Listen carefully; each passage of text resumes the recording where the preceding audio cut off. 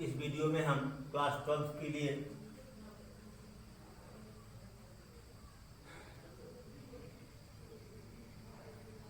Visualising function है। Visualising function part 3 लिखा गया है। इसका मतलब अभी तक जो पढ़ते आए हैं इंट्रोडक्शन में, उसका एक तीसरा भाग है। इसमें लिखा गया है विजुअलाइजिंग फंक्शन, फंक्शन को देखना, देखने पर यह कैसा दिखता है, कैसा दिखता है ये, इसका स्वरूप क्या है, कैसे पहचानेंगे कि फंक्शन है ये। तो देखिए, अब हम फंक्शन की एक नई परिभाषा पढ़ेंगे। क्या है? Function is a rule, function एक नियम है दैट गिव्स न्यू एलिमेंट, जो एक नया एलिमेंट देता है फॉर एनी गिवन एलिमेंट, किसी दिए गए एलिमेंट के लिए। किसी दिए गए फंक्शन एक नियम है जो किसी दिए गए एलिमेंट के लिए एक नया एलिमेंट देता है। तो आप सोचेंगे कि जब फंक्शन केवल रूल है तो हम लोग इतना कुछ क्यों पढ़े? अरे भाई, किसी भी चीज को गहराई में जान लेना बहुत आवश्यक है। जब तक उसकी गहराई को हम नहीं जानेंगे तब तक हम किसी चीज को ऊपर से देखने पर पूरी तरह से समझ नहीं पाएंगे। देखिए, एक रूल यहां लिखा गया है कि f(x) = 3x where x belongs to natural number.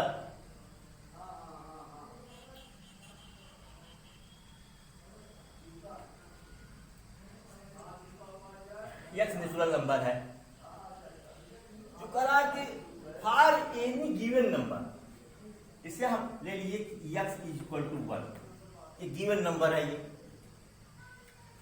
तो f1 कितना हो जाएगा बेटा? 3 × 1 3। x = 2, तो f2 कितना हो जाएगा? 3 × 2 6। x = 3,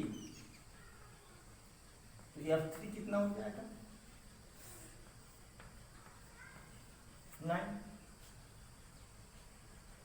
हो जाएगा कि नहीं? अब देखिए, अब आपको क्या मिल गया? ऑर्डर्ड पेयर मिल गए। क्या मिल गए? Ordered pair. क्या? x = 1, तो f(x) मतलब y होता है, तो y बराबर या f(x) बराबर 3। x का मान जब हमने 1 रखा तो f(x) एक नया मान दे दिया 3। जब x का मान 2 रखा तो f(x) का मान कितना हुआ? 6। जब x का मान 3 रखा तो f(x) का मान कितना हो गया? 9। या देखिए, 1 और 3 में एक संबंध है कि नहीं? 1 का 3 गुना है, 6 2 का 3 गुना है। यहां से देखिए एक रिलेशन बन रहा है ना, 9 3 का 3 गुना है, यानी दूसरा एलिमेंट पहले का 3 गुना है। यह रिलेशन है इसमें, इसलिए क्या हो गया? वास्तव में एक रिलेशन हो गया। देखिए, अब हम रूप देख रहे थे, हमने कहा फंक्शन रूल है। इस रूल से हम कहां चले आए? रिलेशन में। यह रिलेशन कैसा है जरा आप बताएंगे? अगर 1 नेचुरल नंबर है, ये 3 भी नेचुरल नंबर।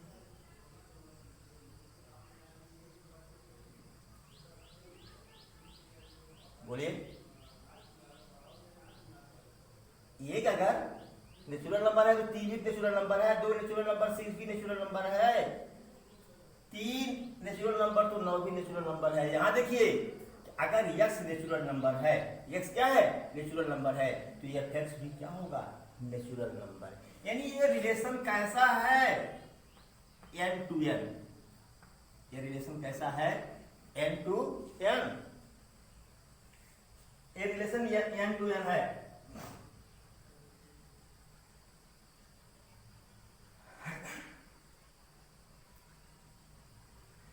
इसका मतलब क्या हुआ?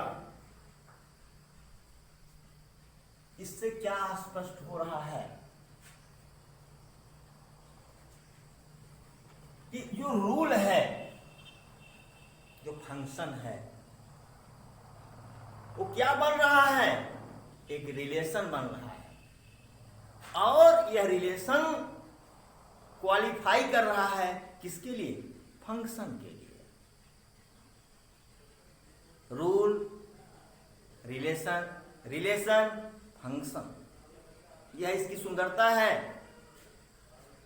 इसका मतलब यह हुआ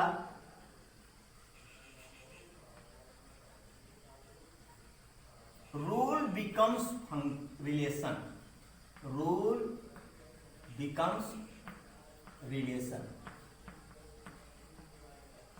एंड रिलेशन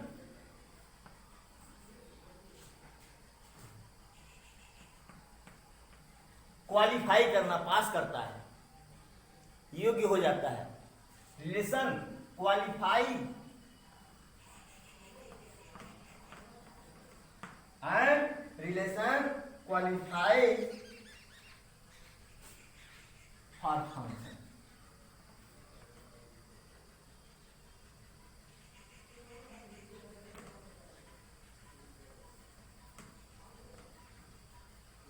फार्मूला भी लगाएं तभी मतलब वही हो गया उसका। ये चीज। अब हम एक और एग्जांपल देखते हैं। एक फंक्शन है r to r, real number से रियल नंबर में, और रूल जो दिया गया है f(x) इज इक्वल टू। अच्छा हाँ, यहां एक चीज देखिए, यहां पर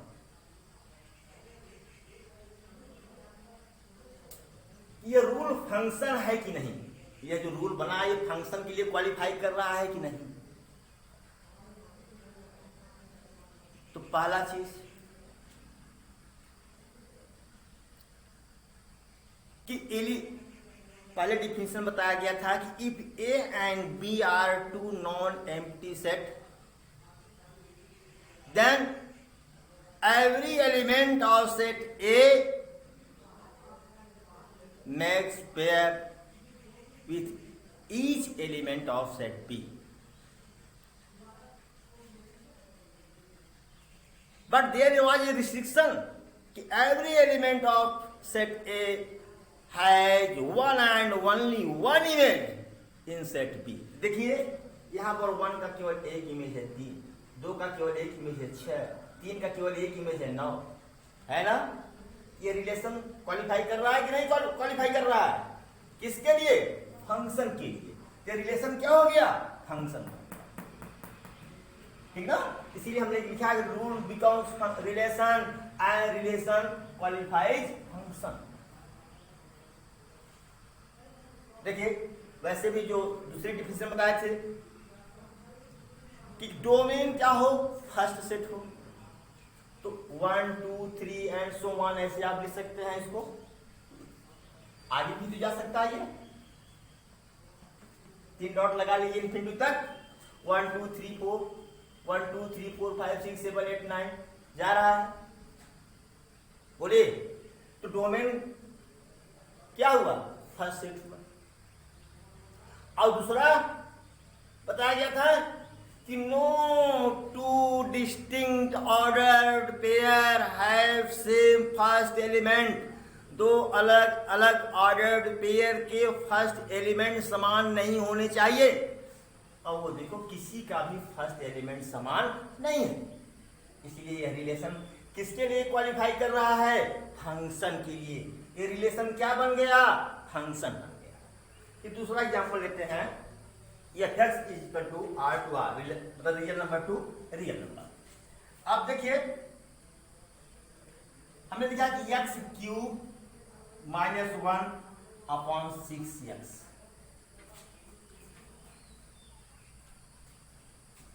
क्या ये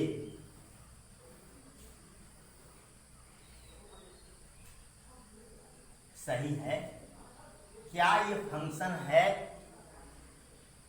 दिख तो रहा है बिल्कुल फंक्शन है ना, लेकिन एक दिक्कत है। उस दिक्कत को जरा देखिए, क्या देखेंगे आप? अगर हम f1 रखते हैं तो 1, तो क्या आएगा? 0। f2 रखते हैं, क्या आएगा? 2 की जब 4 की जाए तो 7/12।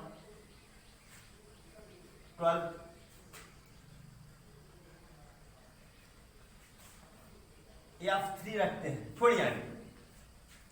अगर हम f0 लेते हैं, क्या मिलेगा? 0/0 हो जाएगा, इन्फिनिटी। बोलिए, and infinity does not belongs to real number. Infinity real number नहीं है, इसलिए यह क्या है? गलत है।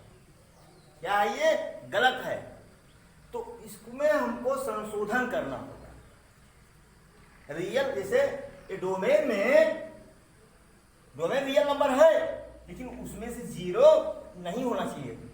तब हम इसको क्या लिखेंगे?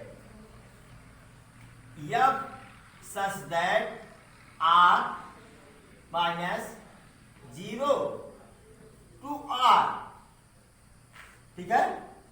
तब f(x) बराबर x क्यूब माइनस 1/6x। तब ये पार्ट जो होगा आपका तब सही होगा, तब ये फंक्शन है। क्या ये? फंक्शन। चलिए इस वीडियो को नोट कराएं, फिर हम आगे बताते हैं।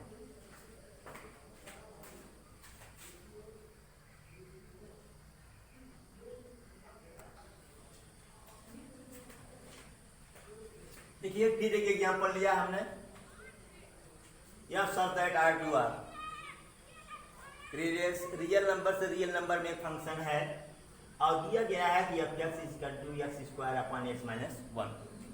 देखिए देन x = 1 रखो, देन f(x) = what? 1 - 1 0। जब डिनोमिनेटर 0 हो जाएगा, हर 0 हो जाएगा, तो f(x) की वैल्यू कितनी होगी? इन्फिनिटी। और ये does not belongs to r।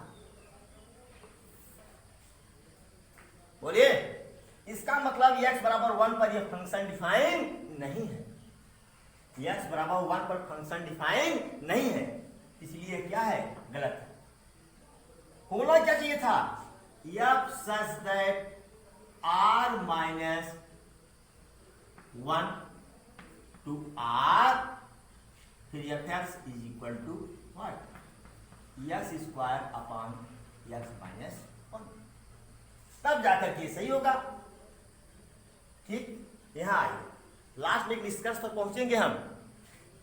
यहां पर देखिए दिया है कि f such that r to r,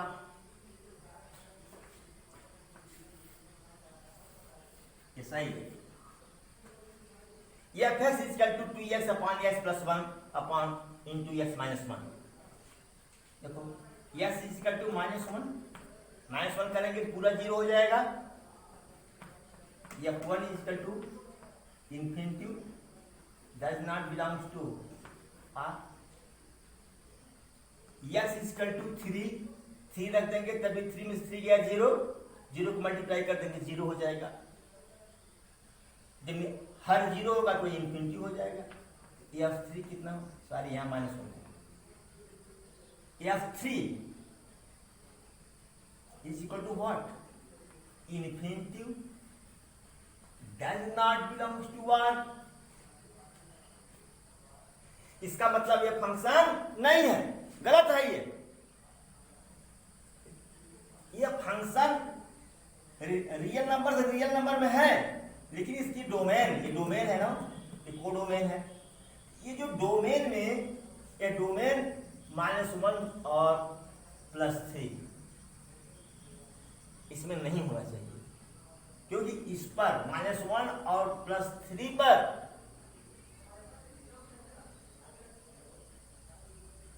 -1 और +3 पर फंक्शन पॉसिबल नहीं है। तो सही क्या होना चाहिए, F such that in bracket -1 3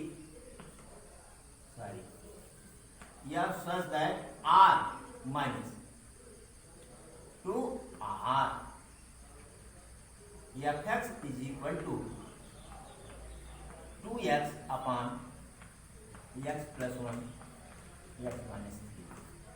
ये क्या है,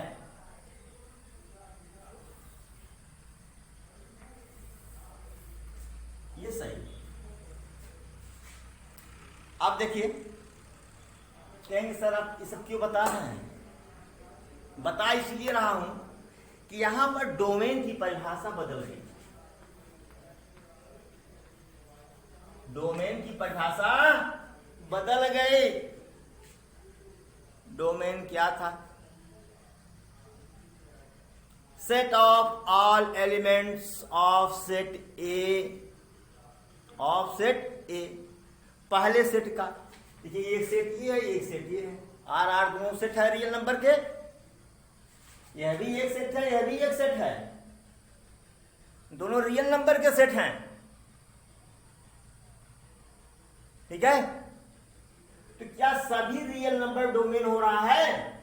नहीं, उसमें से यहां -1 और 3 डोमेन नहीं है, डोमेन नहीं है ना, ये डोमेन का एलिमेंट नहीं है -1 -3। तब तो वो पिछली परिभाषा गलत हो गई। Set of all elements of domain, ये डोमेन है या फर्स्ट सेट है, ये क्या है, सेकंड सेट है। इसमें भी ये फर्स्ट सेट है, ये second set.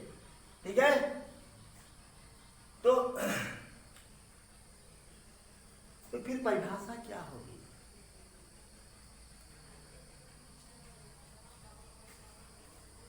Set of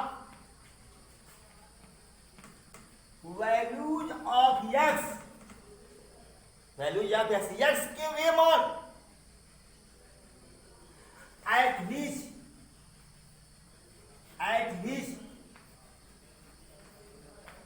function is defined, function is defined,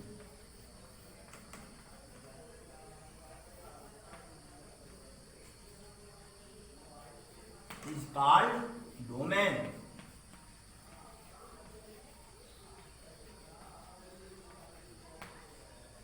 is called domain। Note कर लीजिए इसको। समझ में आ गया कि नहीं? अगर ना समझ में आ रहा हो तो आप कमेंट बॉक्स में जरूर लिखें। देखिए, हम पहले डोमेन की परिभाषा पढ़े थे, क्या? Set of all elements of first set is called domain.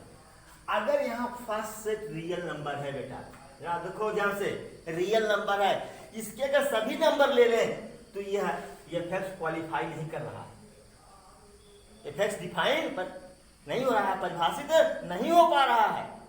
ये परिभाषित कब हो रहा है? जब उसमें से ये 3 एलिमेंट निकल जाए, सॉरी 2 एलिमेंट -1 और 3, इसमें से क्या निकल जाए?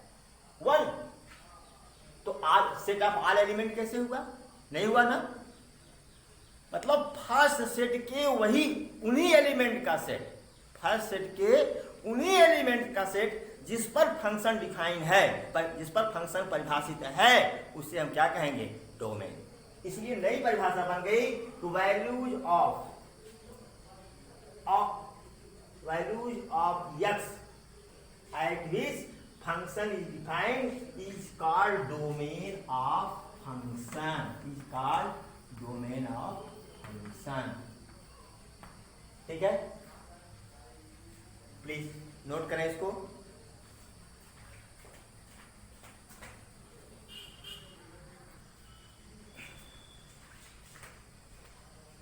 अब हम देखते हैं real valued function.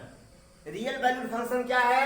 A function which always give the real number, जो हमेशा रियल नंबर देता हो फॉर एनी गिवन एलिमेंट, किसी भी दिए गए एलिमेंट के लिए। अब इसका मतलब ये हुआ कि जो कोडोमेन है that must be real number, वह क्या होना चाहिए?